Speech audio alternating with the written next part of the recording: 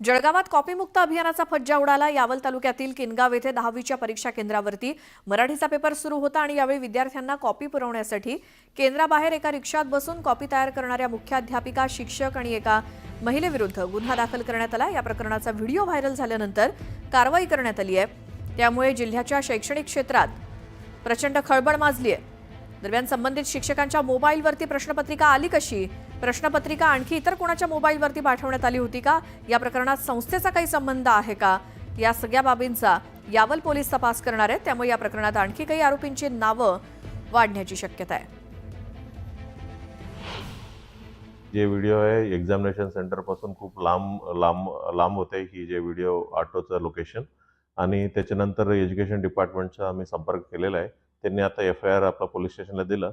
FIR मधून आम्ही FIR दाखल केलं महाराष्ट्र प्रिव्हेन्शन ऑफ माल प्रॅक्टिसेस ॲक्ट 1982 अनुसार, आणि FIR आता दाखल झाल्यानंतर जे नेमका कोण होता या विषयावर नाव घेणं आणि आणखीन कोण इन्व्हॉल्ड आहे आणि यांना नेमका क्वेश्चन पेपर कुठून भेटलं ही सर्व विषयावर आमचा तपास चालू आहे।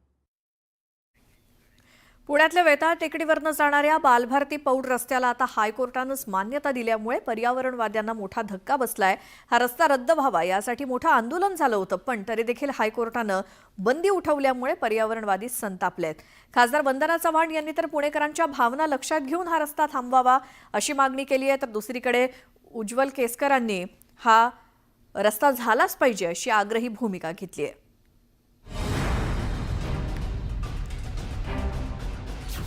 वेताळ टेकडीचा रस्ता पुन्हा चर्चेत।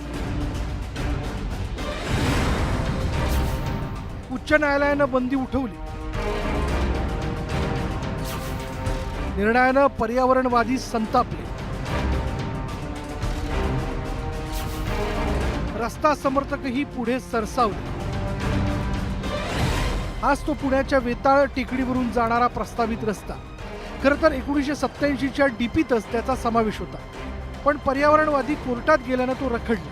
पण आता मुंबई हायकोर्टानंच या बालभारती पौड रस्त्यावरची बंदी उठवल्यानं आता तरी हा रस्ता व्हावा अशी भूमिका रस्ता समर्थक मांडतात।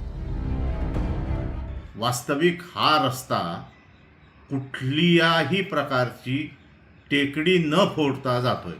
यांनी वेताळ टेकडी बचाव म्हणून भूमिका घेतली। वेताळ टेकडीवरनं हा रस्ता जातच नाही आहे आणि सर्व वैज्ञानिक प्रक्रिया पूर्ण करून हा रस्ता आखला। एक चांगलं झालं की मेहरबान हायकोर्टाने सांगितलं की याचिकाकर्ते हे तज्ज्ञ नाही।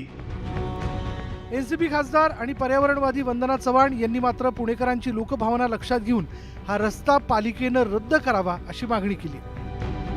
पुणे महानगरपालिकेने लोकांच्या भावनांचा आदर करणं हे अत्यंत गरजेचं आहे।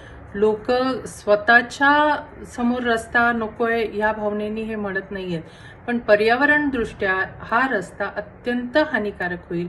परत त्याच्यामधनं काही प्रश्न सुटणार नाहीयेत, उलट दोन्ही बाजूला पुन्हा एकदा बॉटलनेक्स निर्माण होतील। पहिल्यांदा आपण रस्त्याचं ॲलोकेशन दाखवूया। इथून हा जी बालभारतीचं गेट आहे तिथून तो रस्ता असा टेकडी फोड करत पुढे जाऊन तो केळेवळीला जाणार, म्हणजे थोडक्यात लचके तोड होणार, म्हणून पुणेकरांचा विरोध आहे। पण तरी काही लोकांचा विरोध आहे, काहींचा पाठिंबा आहे। पण नेमकं काय वाद आहे हा सगळा, आणि आता हायकोर्टाने परवानगी दिल्यामुळे पर्यावरणप्रेमी काय करणार?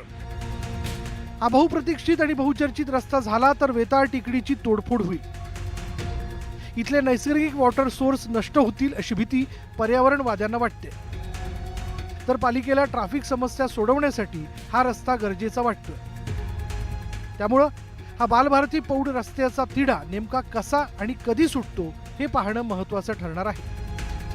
व्हिडिओ जर्नलिस्ट गणेश कदमसह चंद्रकांत फुंदे, न्यूज 18 लोकमत, पुणे।